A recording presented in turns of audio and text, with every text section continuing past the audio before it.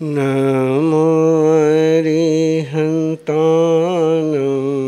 नमो नमो नमो सिद्धानं नमो नमो नमो आर्याणं नमो नमो नमो वज्रयानं नमो नमो नमो लोये साहुणं एसो पंच नमोकारो एसो पंच नमो सौव पावपनासनो मंगलानं ज सौवेसिं पढ़मवै मंगलं मंगलानं च सौवेसिं पढ़मवै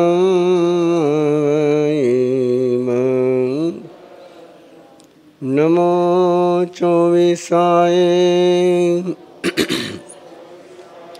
तीर्थयरान वृषभाय महावीर पज्योत्सनान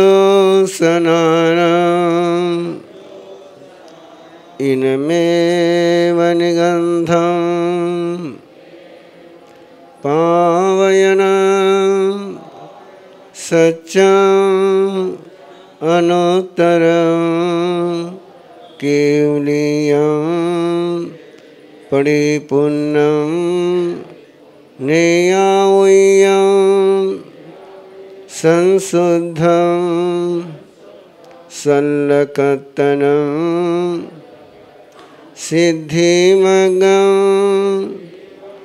मुक्तिमगं निज्ञानमगं निवानमगं अवितहमविसन्धि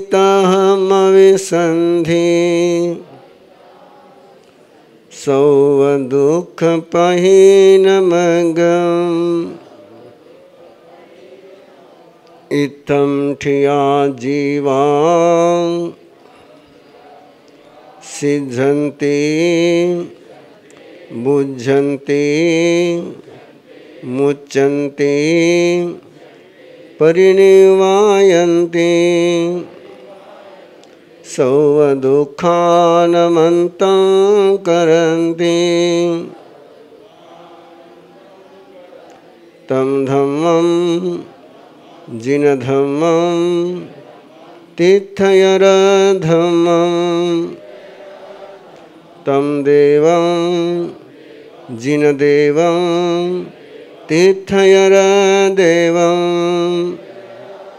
तं गुरु जिनगुरु तीर्थयरगुरु सदहामि पतियामि रोयेमि फासेमि पालेमि अनुपालेमि तं धम्मं जिनधम्मं तीर्थयरधम्मं तं देवं जिनदेवं तीर्थयरदेवं तं गुरुं जिनगुरुं तीर्थयरगुरुं सदहन्तो पतियन्तो रोयन्तो फासन्तो पालन्तो अनुपालन्तो तस्सधम्मस्य केवलीपनतस्य तीर्थयरपनतस्य अर्हनाये उवठिवोमि हुजमे अर्हणा तव पसायाये तव पसायाये तव पसायाये। तीर्थंकर परमात्मा के चरणों में वंदन करते हुए उनके द्वारा प्रदत्त धर्म की जीवन में आराधना करने की आज्ञा लेते हुए धर्मासन ग्रहण करें।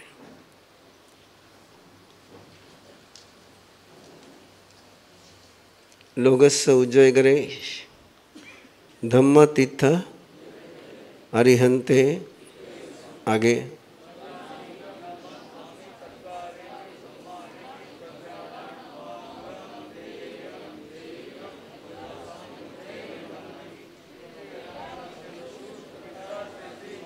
धन्यवाद। विजुलाइज करते हो, केवल बोलते हो कि विजुलाइज करते हो?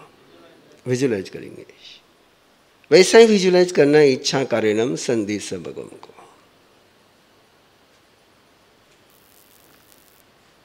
और उसके पीछे के जो सिद्धांत काम करते हैं, साइंस, अध्यात्म और व्यवस्था, इच्छा कारणम संधि सबगम में 3 सूत्र इंक्लूड करिए। पहला है विज्ञान, फिर है अध्यात्म और फिर व्यवस्था। विज्ञान ये है उसके पीछे कि जिस समय आप कुछ करना चाहते हो सकता है कि आप किसी प्रभाव में आकर के, किसी दबाव में आकर के, किसी प्रेशराइज होकर के, किसी एक्साइटमेंट में, किसी उत्तेजना में, किसी आवेश में आप कुछ करने जा रहे हैं। और जिस समय भी हम इन सारी परिस्थितियों में कोई कदम उठाते हैं तो कभी संतुलित कदम नहीं होता है। ये सारी परिस्थितियां हमको ब्लाइंड कर देती हैं। किसी से प्रेशराइज हो गए तो भी अपने दिमाग लॉक हो जाता है, किसी के प्रभाव में भी आ गए तो अपन एक पक्षी बन जाते हैं। आवेश में आ गए, एक्साइट हो गए, उत्तेजित हो गए और उत्तेजना में आकर के हमने कुछ कर लिया तो उस समय भी अपना निर्णय संतुलित निर्णय नहीं होता है। और गौर कर सकते हैं स्वयं के जिंदगी के सारे डिसीजन पर। जब जब भी अपने को पछताना पड़ा है तब तब अपने निर्णय ऐसे हुए हैं, किसी के प्रभाव में आकर के, उत्तेजना में, आवेश में आकर के, प्रतिक्रिया में, रिएक्शन में। और ऐसे निर्णय जब होते हैं तो फिर उस पर बाद में पछताने से कोई लाभ होता नहीं है। तो ये जो अपना माइंड है, अपना जो ब्रेन है, इसकी जो वर्क करने की सिस्टम है, इसमें 2 तरीके से काम चलता है। ब्रेन में 2 तरीके से डिसीजन होते हैं। एक मैसेज पहुंचता है और वो लॉजिकली माइंड के पास पहुंच करके डिसीजन होता है, और एक सीधा हाइपोथैलेमस के पास एक सेंटर है डिसीजन करने का, एक डायरेक्ट वहाँ पहुँचता है। जो डायरेक्ट काम करते हैं वो इमोशनल इंटेलिजेंस में आते हैं, उनका EQ बहुत स्ट्रांग रहता है। और जो लॉजिकली सोच करके काम करते हैं उनका IQ अच्छा रहता है। और प्रायः IQ को मात कर करके EQ काम करता है। ये नया रिसर्च सामने पिछले 25 सालों का। पहले ऐसे सोचते थे कि इसके लॉजिकली इसका माइंड तर्क कितना करता है वो सक्सेस होगा, लेकिन अभी निर्णय ये हो रहा है कि जिसका भावनात्मक पक्ष बहुत स्ट्रांग है, इमोशनली जो स्ट्रांग है, उसके डिसीजन बहुत अच्छे होते हैं।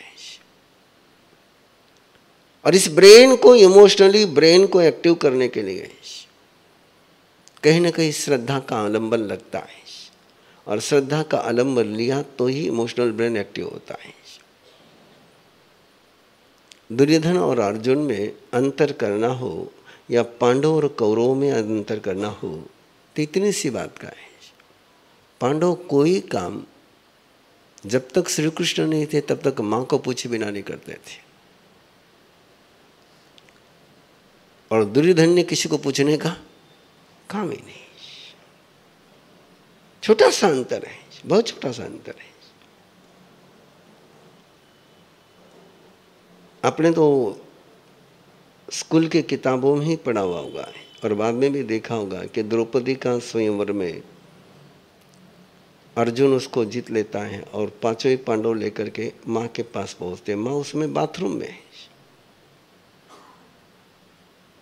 और पांडव कहते हैं कि माँ हम भिक्षा लेकर के आए।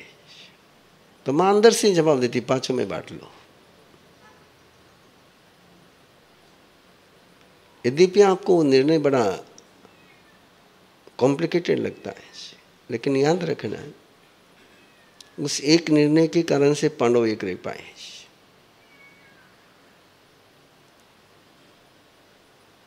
वनवास का प्रसंग याद करो, पांडवों की जो पर्सनल पत्नियां जितनी भी थी सब पिहर गई थी।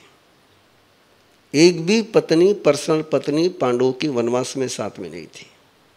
केवल साथ में कोई थी तो केवल द्रौपदी थी, और वो द्रौपदी ही थी जो उन्होंने इन पांचों पांडवों के जो नेचर, डिफरेंट नेचर थे, बिल्कुल विरोधी नेचर थे। भीमकांत धर्मराज का नेचर तो कोई मैच होने का दूर दूर तक कारण नहीं, लेकिन इनको जोड़े रखने का काम द्रौपदी ने किया। ये जो छोटा सा एक पल आता है, और इसको परमात्मा ने एक बहुत छोटे से सेंटेंस में कहा, बहुत छोटा सा वाक्य है। जब कभी आप साइंस की स्टडी करोगे, मनोविज्ञान की स्टडी करोगे, ब्रेनोलॉजी की स्टडी करोगे, उस समय वो छोटे से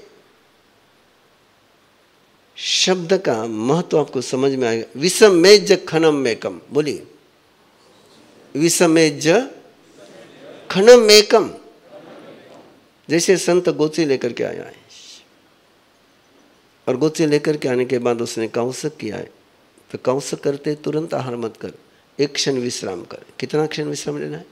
एक क्षण। और ये सूत्र परमात्मा ने दिया कि एक क्रिया से दूसरे क्रिया में जाने के पहले एक क्षण का विश्राम कर।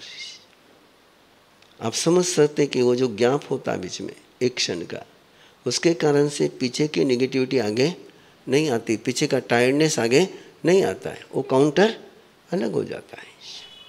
और यही टेक्निक डिस्कवर योर सेल्फ में बच्चों को स्टडी करने के लिए सिखा देते हैं कि एक सब्जेक्ट से दूसरे सब्जेक्ट की स्टडी शुरू करनी है, उसके बीच में एक 30 सेकंड के लिए सफेद स्वस्ति का ध्यान कर लें, रेस्ट हो जाएगी, ध्यान हो जाएगा, अगली स्टडी करने के लिए एनर्जी आ जाएगी। इसके पीछे का जो साइंस है कि परमात्मा का जो धर्म है वो केवल इमोशन का नहीं है, उसमें साइंस भी है, और केवल साइंस ही नहीं है, आध्यात्म भी है, और आध्यात्म ही नहीं व्यवस्था भी है। ये साइंस इच्छा कारणम संधि भगवान का मैंने बिल्कुल थोड़ा सा साइंस बताया आपको, बहुत डीपली आप जाओगे, और यदि ये सूत्र आपने फॉलो कर लिया, इच्छा कारणम संधि भगवान, एक क्षण के लिए क्या हो गया? पॉज आ गया। और पॉज आने के बाद अंदर की पूरी जो अपनी ब्रेन, अपनी शक्ति, अपनी एनर्जी उस एक पल में बियॉन्ड द लॉजिक डिसीजन लेती, जो बहुत सही होता है। जिनको जिनको लाइफ में बियॉन्ड लॉजिक जाना होता है, जिन्हें जिन्हें पास्ट से फ्री होकर के आगे बढ़ना होता है, उनको कहीं ना कहीं इन साधनाओं का उपयोग करना होता है। और सबसे पहला मंत्र हमारे दिया गया, इच्छा करेणम संधि सब। उसका ये थोड़ा सा साइंस बताया। व्यवस्था देखिए, आप परिवार में रहते हो, मुझे पता नहीं है आपके परिवार की क्या प्रोटोकॉल है, क्या पॉलिसी है, नहीं, वो भी मुझे पता नहीं। लेकिन कल्पना करो कि एक परिवार में एक प्रोटोकॉल है कि घर का कोई भी सदस्य कुछ भी करेगा तो बड़ों को जानकारी देकर करेगा, बिना जानकारी के नहीं करेगा।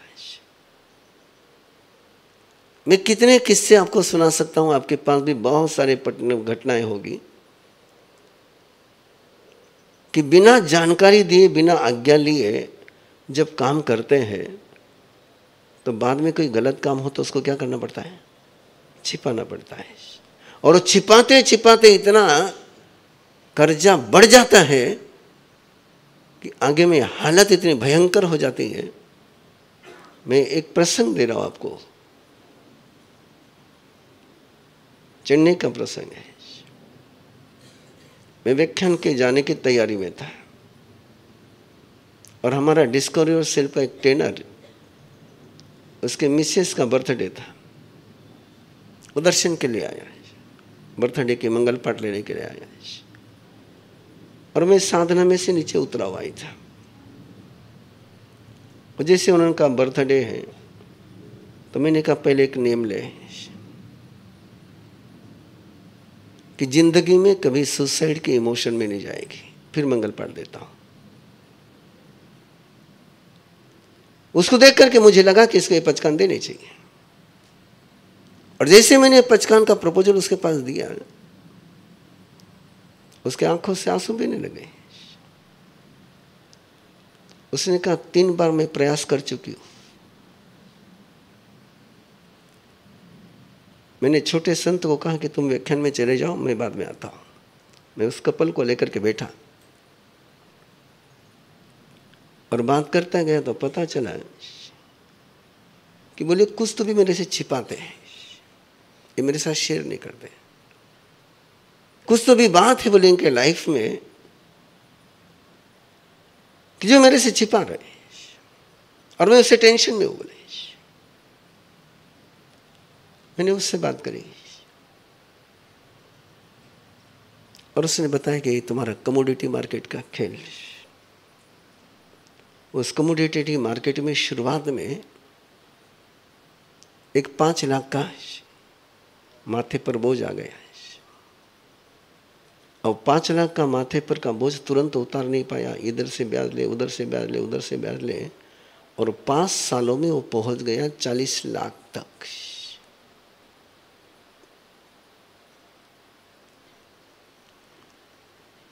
और टेंशन, बोल नहीं सकता, गलती इतनी बड़ी हो गई। परिवार पूरे मेरे संपर्क में था। मैंने कहा ओके, तू भूल जाए इस बात को, हो जाएगा काम। और मैं प्रयोजन पूर्वक एक दिन उनके घर पर चला गया और पिताजी को रूम में लिया, अकेले पिताजी को पहले रूम में लिया और पिताजी को कहा कि पिताजी बहुत डोनेशन करते थे, परिवार बहुत समर्थ था। मैंने कहा तुम्हारा बेटा तुम्हारे से कुछ बात कहेगा मेरे सामने, तुमने उसकी बात सुननी है, उसको कोई क्वेश्चन नहीं पूछना है, और एक ही तुम्हारा रिप्लाई रहेगा कि ओके काम हो जाएगा। तुम उसको पूछोगे नहीं, एक भी सवाल नहीं पूछोगे। तुमने बहुत कुछ किया। मैंने कहा इतना काम तुम्हें तुम्हारे लिए करना होगा, कि मैं कहूंगा तो उससे उनके रिश्ते नहीं बनते थे। और ये बात मैंने पिताजी को कही कि तुमने उसको कुछ भी रिएक्शन नहीं करनी है, क्वेश्चन नहीं करना है, केवल 1 सेंटेंस के मैं तेरे साथ हूं, काम हो जाएगा। बेटे को मैंने कहा था कि तूने पिताजी के सामने बात रखनी है, और बेटे को बहुत टेंशन, कैसे बोलूं, पिताजी क्या रिएक्शन रहेगी। ये नो शेयरिंग कितने लाइफ में कॉम्प्लिकेशन ले आता है। मैंने कहा ये तुझे तेरे मुंह से बताना होगा, मैं तुझे अभय देता हूं, पिताजी तुझे ना मेरे सामने कुछ पूछेंगे न मेरे बात कुछ बोलेंगे। ये वचन मैं उनसे ले चुका हूं, तो निश्चिंता से बात कर। दोनों कमरे में बैठे, मैं साथ में हूं। मैंने कहा तू बोल। बहुत आप महसूस कर सकते हो उसको बोलने में कोई आसानी तो नहीं गई होगी, लेकिन उसके पास ऑप्शन नहीं छोड़ता, तुझे बोलना ही है। और उसने बात शेयर करी। आप सोच सकते हो पिताजी के आंखों से केवल आंसू टपक रहे थे।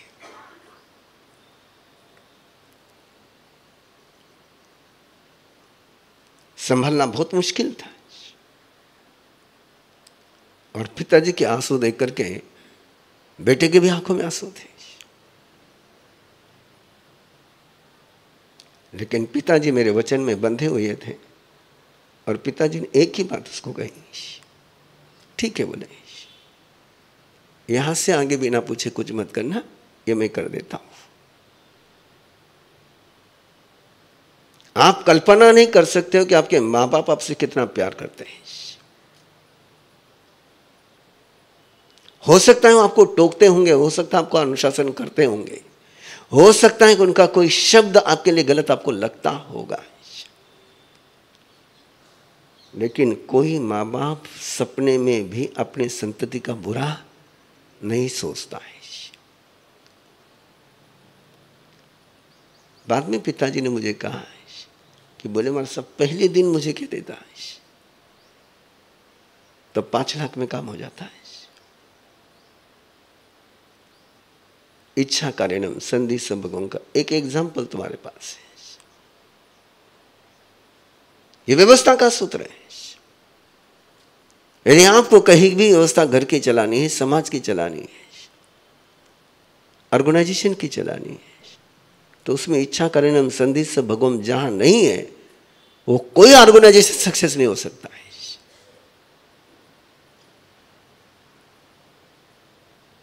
कांग्रेस और बीजेपी को आंखों के सामने ले आओ। बीजेपी में किसी को भी कुछ बोलना होगा, परमिशन के बिना बोल नहीं सकता है। पीएम नरेंद्र मोदी को भी कोई डिसीजन लेना होगा तो अंतरंग में पहले भागवत से बात कर करके डिसीजन ले सकता है, बिना भागवत से बात करे डिसीजन नहीं ले सकता है। ये इंटरनली बात शायद आप सभी को पता होगी। और कांग्रेस का आप जानते हो कितना मस्त खेले है ना। मनमोहन सिंह ने पीएम रहते हुए एक बिल पास किया, एक कानून पास किया संसद में, और राहुल गांधी ने प्रेस कॉन्फ्रेंस लेकर के उस बिल को फाड़ करके फेंक दिया है। जनता में मैसेज किया गया है। अब वो प्रेस कॉन्फ्रेंस में फाड़ने के बजाय यदि मनमोहन सिंह के पास जाकर के बात करता तो, और मनमोहन सिंह भी संसद में बिल पास करने के पहले राहुल गांधी को विश्वास में लेते तो, इच्छा कारणम संधि संभोगम का सूत्र है व्यवस्था की दृष्टि से। व्यवस्था कैसी सुंदर बनती है। और ये जो भगवान महावीर का संघ धर्म संघ चल रहा, देखिए भगवान महावीर के संघ में 2 व्यवस्थाएं, एक साधुओं की व्यवस्था, एक आपकी व्यवस्था है। एक साधु साध्वी का संघ है, एक गृहस्थी का संघ है। और बिल्कुल मैं आपसे कहना चाहता हूं कि साधु साध्वियों का संघ बीजेपी का है और गृहस्थियों का संघ कांग्रेस का है।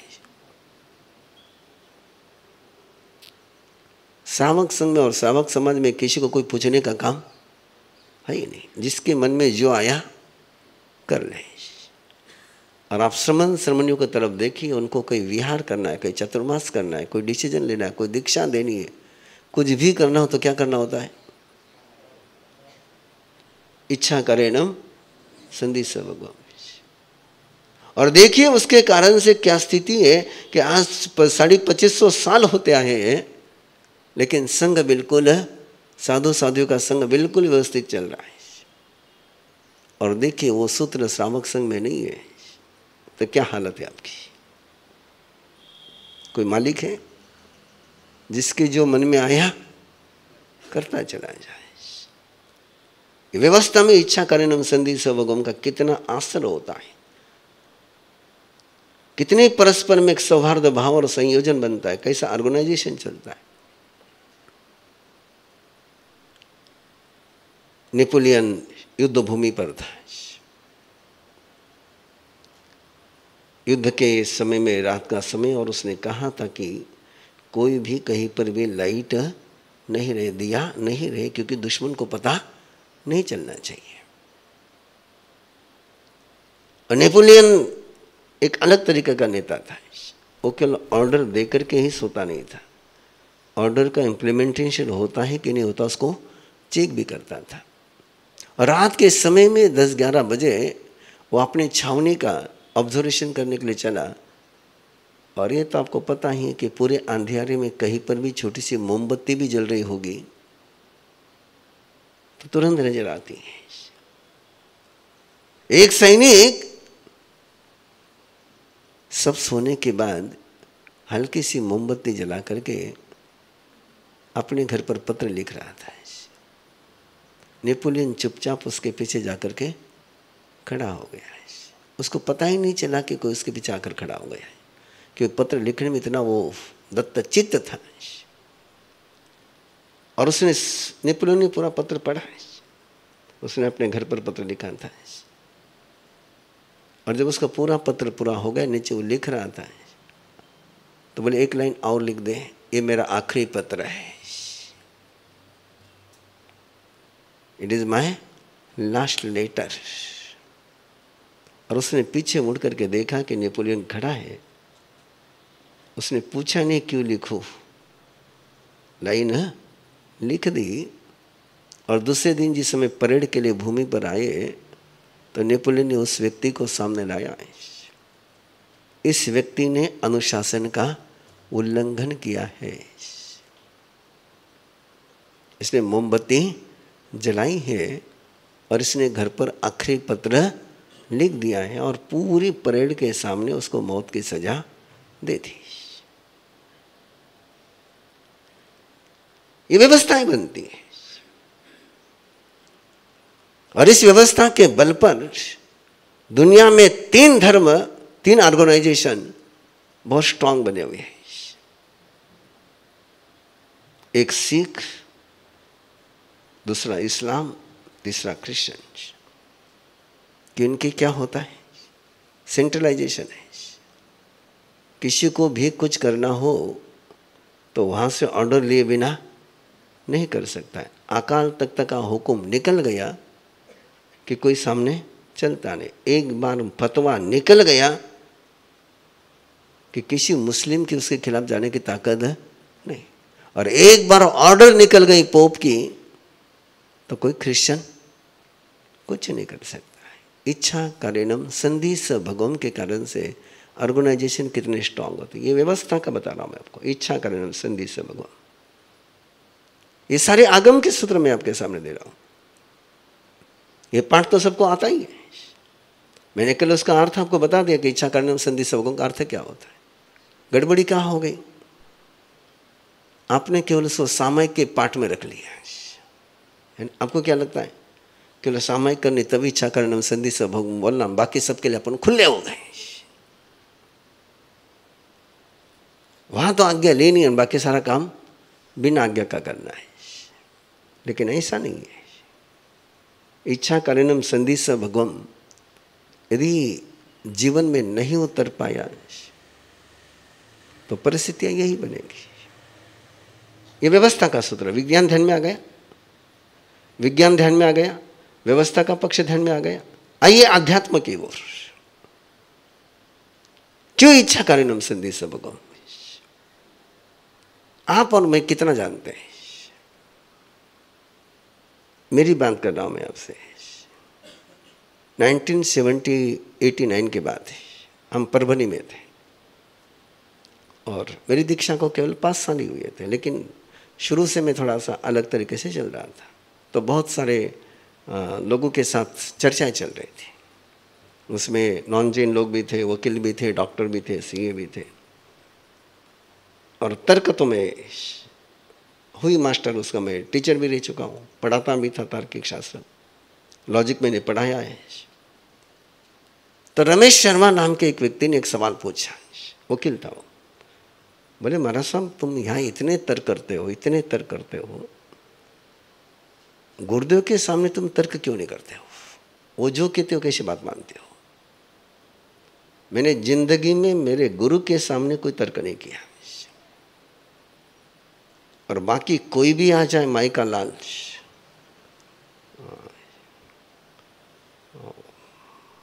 तर्क चलेगा ही चलेगा। बोले आप गुरुदेव की बात पर कोई तर्क नहीं करते, वो जो कहते वो सुन लेते हो।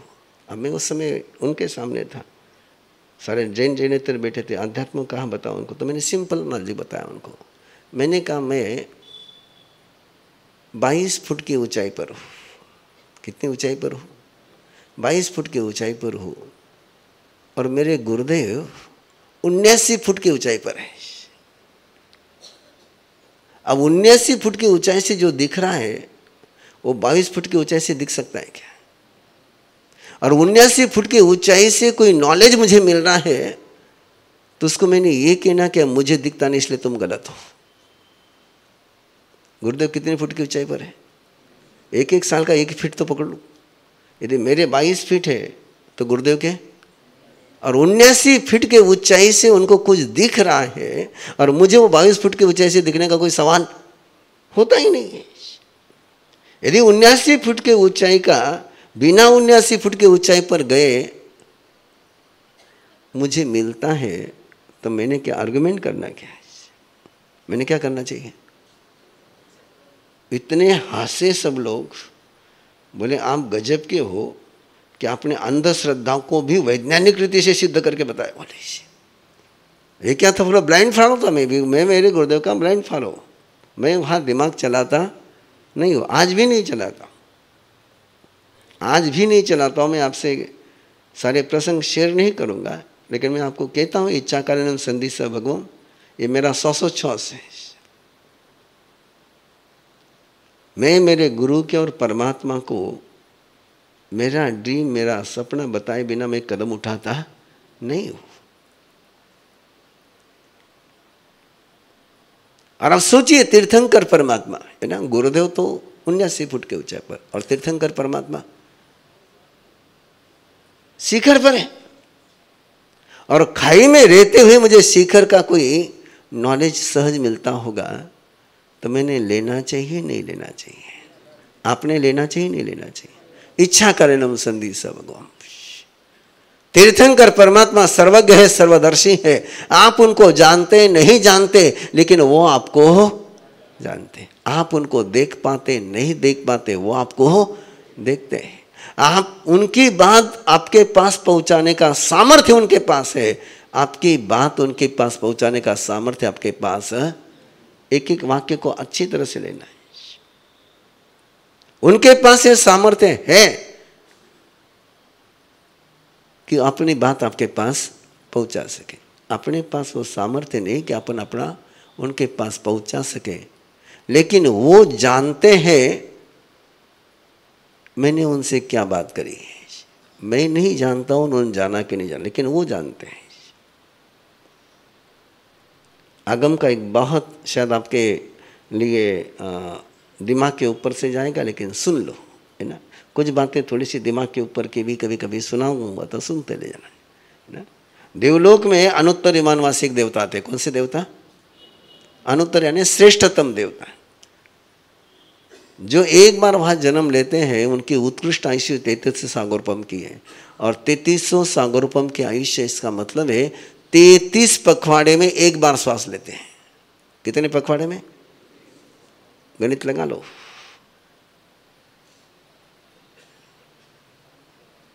2 साल 4.5 महीने, 2 साल 4.5 महीने में एक श्वास लेंगे तो सुख कितना बढ़ेगा। जितना छोटा श्वास उतना सुख छोटा, जितना लंबा श्वास उतना सुख ज्यादा है। ऐसे वो देवता वहाँ पर तत्व चिंतन में रहते हैं, और तत्व चिंतन करते करते कहीं उनको ब्लॉकेज आ जाता है, कहीं लीकेज आ जाता है, कहीं कन्फ्यूजन हो जाता है, तो वहाँ बैठे बैठे ही तीर्थंकर परमात्मा के पास सवाल भेजते हैं। जैसे आप लोग फोन करते हो ना, तो विदाउट इक्विपमेंट्स, वायरलेस टेलीपैथी, वो वहाँ से सवाल भेजते हैं, और तीर्थंकर परमात्मा यहाँ से उसका जवाब दे देते, और जवाब उनको मिल जाता है विदिन 1 सेकंड।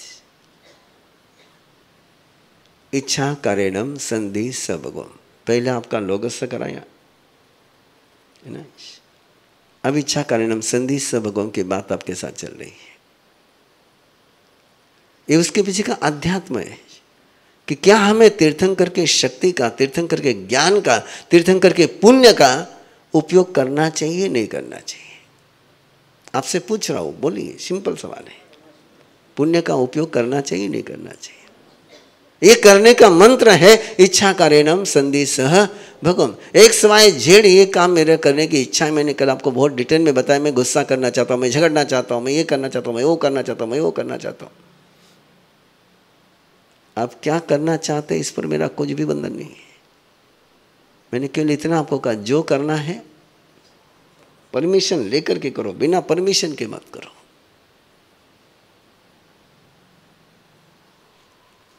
और बहुत सारे आपके जोधपुर के युवकों ने इसका प्रयोग पिछले 1 महीने से कर रहे हैं। और अभी आपके यहाँ पर 29, 30, 31 तारीख के बाद हमारे अरहम विद्या के ट्रेनर आने शुरू हो जाएंगे। उसमें सबसे पहले हमारे ट्रेनर आएंगे गर्भ संस्कार के। आप उसमें से किसी भी साधक को मिल लेना, वो बाकी चर्चा बाद में करेगा। उस एक ही बात कहेगा, इच्छा करेणम संधि सह भगवान।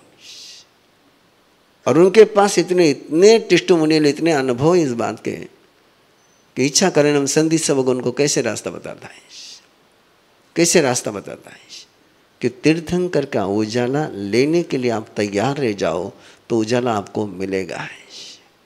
जैसे फ्रेश हवा का झोंका लेना होगा तो दरवाजा खिड़की आपको खोलनी होगी। प्रकाश को देखना होगा तो आंख खोलनी होगी। वैसे तीर्थंकर के शक्ति का उपयोग करना होगा तो आपको श्रद्धा की आंख खोलनी होगी। इमोशनली आए आपको ओपन करनी होगी। ये सूत्र है इच्छा कारणम संधि सह भगवम का। कर सकोगे? कर सकोगे? अगली इसके जो बात है मैं कल करूंगा आपके साथ। आज केवल आपसे इतनी कमिटमेंट चाहता हूं, कर सकोगे क्या है ना? सबका आवाज नहीं आ रहा अभी, सब थोड़े से कर पाएंगे, नहीं कर पाएंगे, है ना? मैं कोई पचकान थोड़ा दे रहा हूं आपको, है ना? हाँ, कर सके, है ना? याद रखिए, इस पल में जितने उल्लास से बोलोगे, जितने उमंग से बोलोगे, उतना ही तुम्हारा ब्रेन उसको एक्सेप्ट करेगा। और जितने डरते डरते बोलोगे, ब्रेन उतना ही डरते डरते काम करेगा। आप कैसे बोल रहे हो? अंडर प्रेशर बोल रहे हो। आपको स्वयं पर डाउट है, और डाउट के साथ आप किसी बात को स्वीकार करोगे तो आगे जाकर के डबल माइंड बनोगे ही बनोगे। और इस पल आप सिंगल माइंड हो गए। मैं पिछले 25 सालों से अरहम विद्या के कार्यक्रम चला रहा हूं, बहुत सारे शिविर करता हूं, और उसमें एक बड़ा मस्त मेरा ऑब्जर्वेशन है। कई ऐसे साधक हैं कि जिनकी साधना उम्मीद से आगे बढ़ जाती है,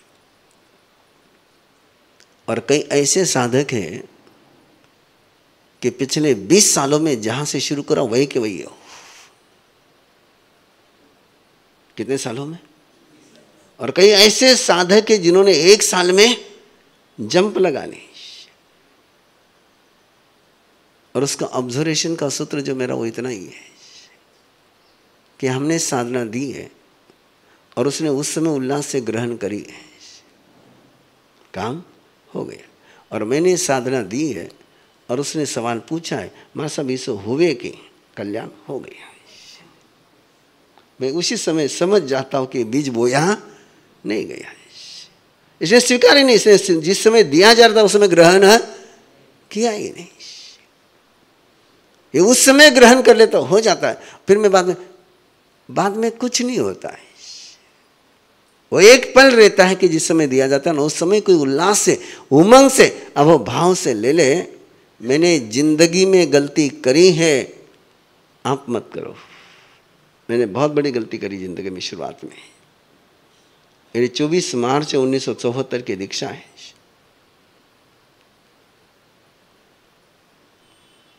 और उसी के बाद अखातीज का कार्यक्रम मनमाड़ था। और गुरुदेव ने कृपा बरसाई मेरे पर। मुझे पहले दिन कहा कि कल सुबह आ जाना, तेरी कुछ साधना शुरू कराता हूं। बड़ी कृपा थी उनकी।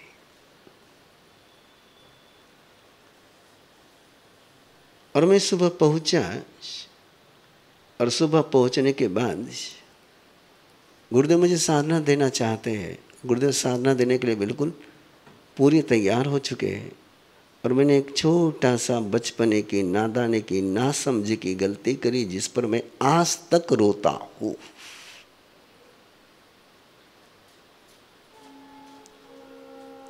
मैंने इतना ही गुरुदेव कहा कि गुरुदेव आज शुक्रवार है ना, उस दिन क्या था, फ्राइडे था।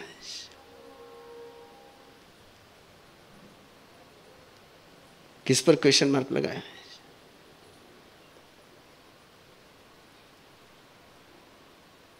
गुरुदेव ने दिया लेकिन मेरे पास आया नहीं।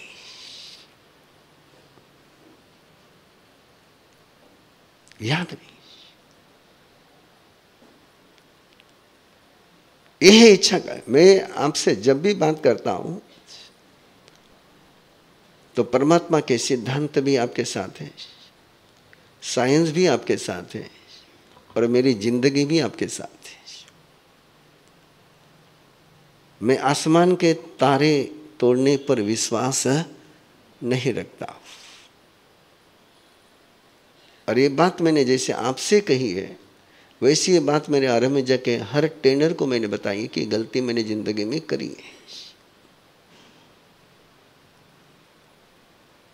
हो गई मेरे से।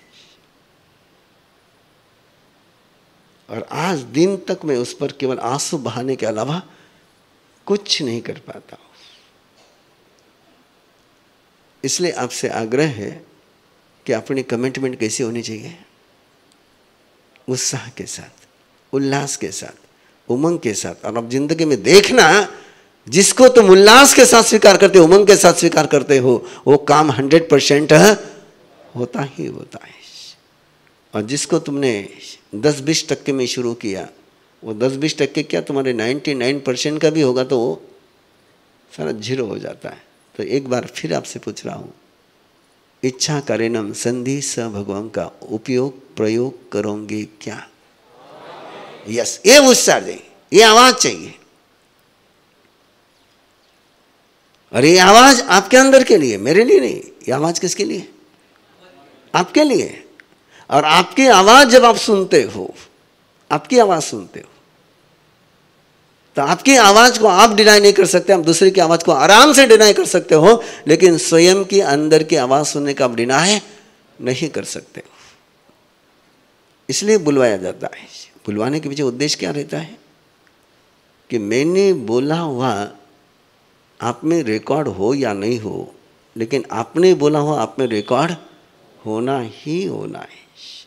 ये जितनी भी ओथ की प्रोसेस है ना, आप जानते हो कि किसी भी लोटरी क्लब हो, लायंस क्लब हो कि वहाँ पर हो, वहाँ पर ओथ कराते हैं, शपथ विधि कराते हैं। और शपथ विधि में बिल्कुल मौन में करते हैं, बोलना पड़ता है। केवल सिग्नेचर करके काम नहीं चलता है। What is the science? क्यों नहीं सिग्नेचर करके काम करते हैं? बोलना क्यों जरूरी है? कैसे बिल्कुल उस पर सिग्नेचर, हाँ मुझे स्वीकार है। आखिर भी तो बोलने से अधिक कीमत किसकी है? सिग्नेचर की। आप बोलने को चैलेंज नहीं कर सकते, लेकिन सिग्नेचर को चैलेंज है। लेकिन उसके बावजूद भी पूरी दुनिया में कहीं पर भी जाओगे तो वो तो बिना बोले होती नहीं है। अगली बात बोलूं आपको, ये फेरे होते ना आपके, ये फेरे, वह आप लोग वो तो बोलते नहीं हो। वो बोलता कौन है? वो पंडित बोलते रहता, आप बोलते नहीं हो, इसलिए आप उसको फॉलो।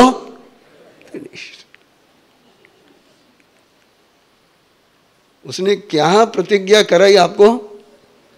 बस स्वा स्वा स्वा स्वा स्वा, ओके।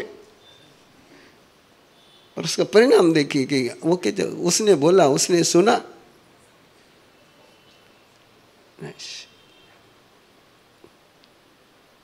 इसलिए हमने चेंज किया है, हमने चेंज किया। आरंभ विद्या में हम जैन विधि से शादी लगवाते हैं और स्थानक में लगवाते हैं।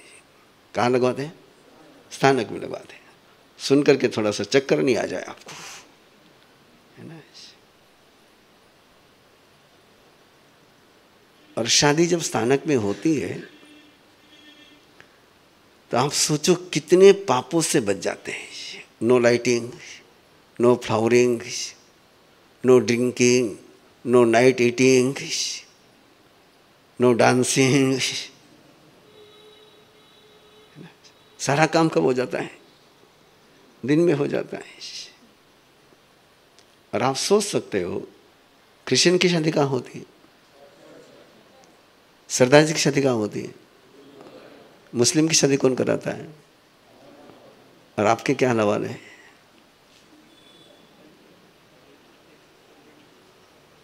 आपके क्या हवाले है?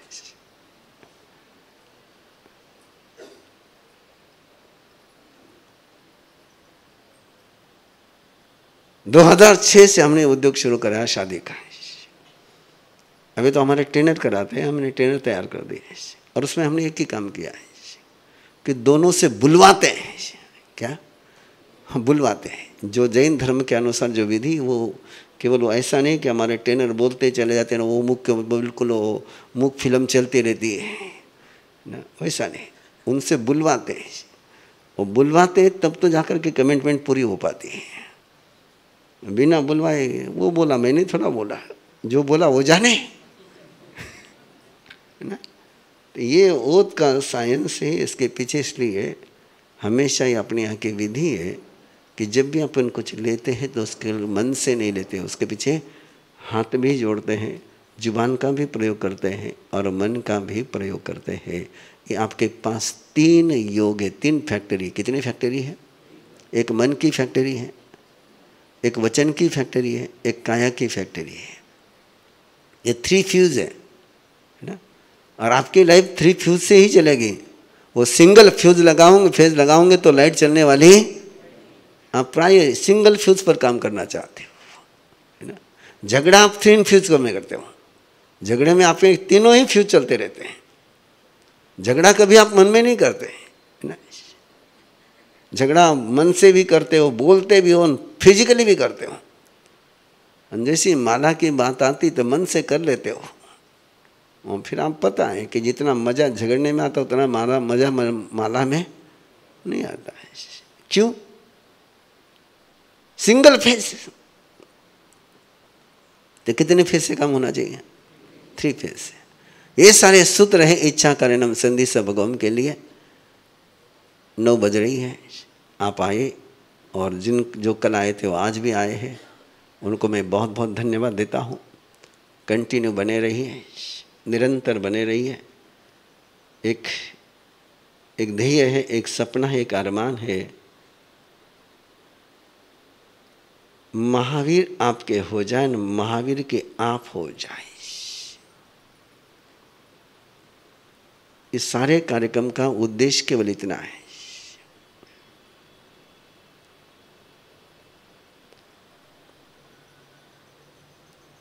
और कितना बड़ा पुण्य का काम मैं कर रहा हूं उसका अनुमान करिए आप। किसी माँ बाप से बिछड़े हुए बच्चे को, किसी माँ बाप से बिछड़े हुए बच्चे को यदि माँ बाप से मिला दे तो इससे बढ़कर पुण्य का काम कोई नहीं। तीर्थंकर परमात्मा से बिछड़े हुए तीर्थंकर परमात्मा के बेटों को तीर्थंकर परमात्मा से मिला दो, इससे बड़ा कोई काम। एक बार वो तीर्थंकर परमात्मा से मिल जाए तो बाकी तो सारा काम तीर्थंकर परमात्मा और दोनों मिलकर के आराम से कर लेंगे। तो ये अभियान केवल इस बात का है कि महावीर से बिछड़े हुए बच्चों को, महावीर से बिछड़े हुए संतति को महावीर के साथ जोड़ना है। मुझे मेरे साथ तो जोड़ना ही नहीं है। इतना बड़ा अकाउंट संभालने के मेरे पास कोई सामर्थ्य नहीं है। ये सामर्थ्य किसके पास है? वो अनंत को संभाल सकते, वो असीम को संभाल सकते, अनलिमिटेड को संभाल सकते। उनकी शक्ति अनंत है, मेरी शक्ति तो लिमिटेड कंपनी है। तो कहाँ जुड़ना चाहिए, लिमिटेड कंपनी के साथ, अनलिमिटेड कंपनी के साथ? आपके पास यदि ऑप्शन आ जाए कि आप टाटा के शेयर होल्डर बन सकते हो और एक जोधपुर की छोटी सी कंपनी के शेयर होल्डर बन सकते हो, किसको चुनोगे? तो इतना यदि आपको समझ है तो फिर ठेले के क्यों जुड़ते हो जब इंडस्ट्रीज मिल रही है ना? तो यह अभियान केवल एक बात का है, महावीर आपके हो जाए और आप महावीर के हो जाए, और केवल आप महावीर के हो इतना पर्याप्त नहीं, तो कोई भी बच्चा महावीर से दूर नहीं रहे। ये जिम्मेदारी हमने उठानी है, हमने उठानी है। बाकी आनंद मंगल। हाँ,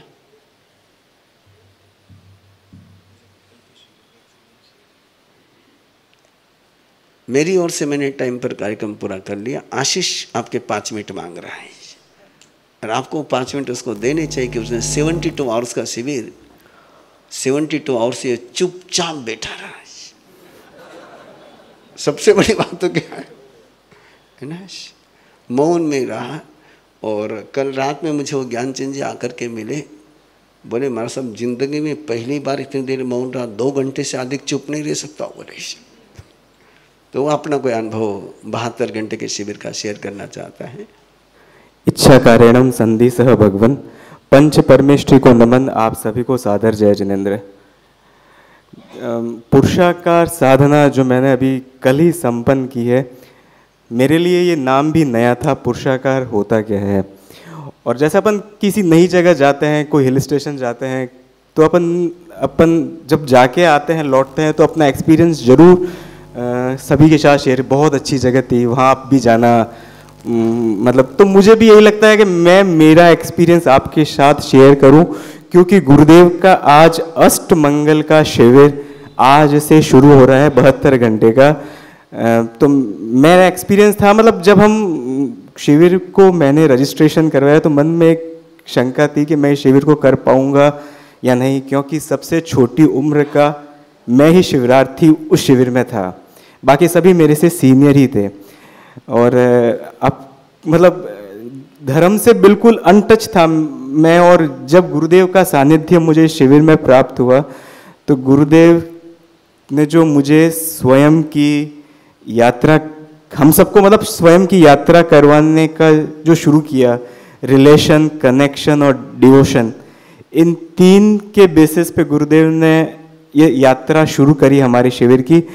और हम इतने आगे बढ़े, मतलब जो 72 घंटे का समय, हमको नहीं लगा कि हम 72 घंटे एक रूम, एक हॉल के अंदर किसी को नहीं देखना, किसी से आई कांटेक्ट नहीं करना, किसी से नहीं बोलना, सिर्फ और सिर्फ परमात्मा के दर्शन अपने अंतर चक्षु से करना, वो मेरी लाइफ का सुपर एक्सपीरियंस, अनबिलीवेबल एक्सपीरियंस कि इतने कम टाइम में हम हमारे गुरुदेव के सानिध्य में रहकर जो अंतर चक्षु गुरुदेव की प्रेरणा से हमने खोले हैं, वो हम मतलब मेरे पास कोई वर्ड्स नहीं है उस चीज को कहने के लिए। तो अष्टमंगल का शिविर जो गुरुदेव के सानिध्य में हो रहा है, मंगल मतलब हर जगह मंगल, आपकी लाइफ में मंगल, आपके घर में मंगल। तो मेरा आप सभी से हाथ जोड़ के निवेदन है, 72 घंटे के शिविर को जरूर अटेंड कीजिए। और ये हमारे जोधपुर के लिए अहोभाग्य का है कि अपन गुरुदेव ऑफलाइन आकर अपन को ये सब चीज सिखा रहे हैं। तो पहला एक्सपीरियंस है गुरुदेव का जोधपुर के ऑफलाइन शिविर के अंदर जो मैंने अटेंड किया है। और मैं सभी चाहता हूं कि आप सभी भी इस शिविर को जरूर अटेंड करें, जरूर अटेंड करें, जरूर अटेंड करें। धन्यवाद। जय जिनेन्द्र। मैं 3 बार मतलब भगवान ने भगवान को भगवान से मिला दिया इस 72 घंटे की साधना में। मैं बस इतना कह के अपने शब्दों को विराम देता हूँ। जय जिनेन्द्र। उसने आप सबको आमंत्रण दिया, लेकिन मैं आपसे कहना चाहूँगा कि सबकी जगह नहीं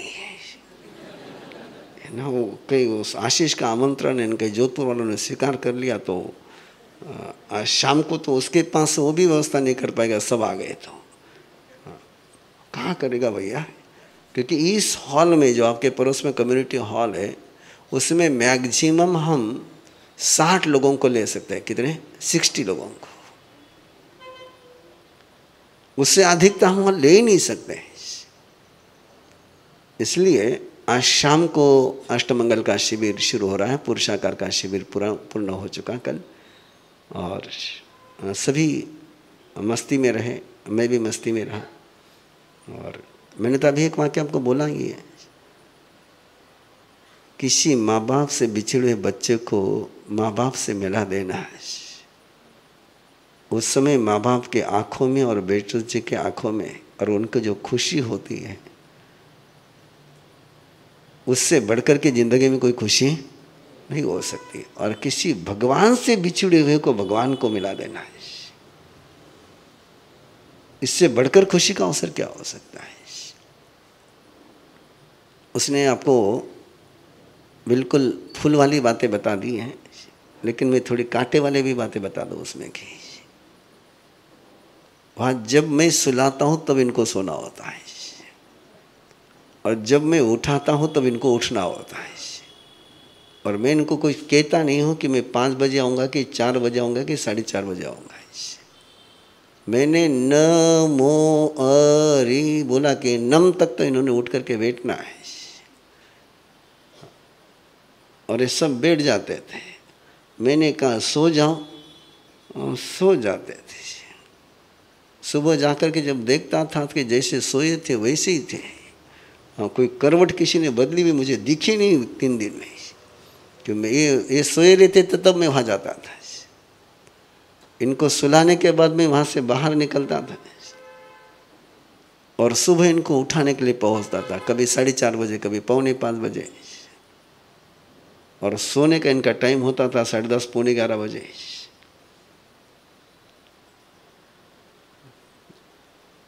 लेकिन उठते आराम से थे, किसी को उठाना ही नहीं पड़ा, किसी को आवाज़ देनी नहीं पड़ी।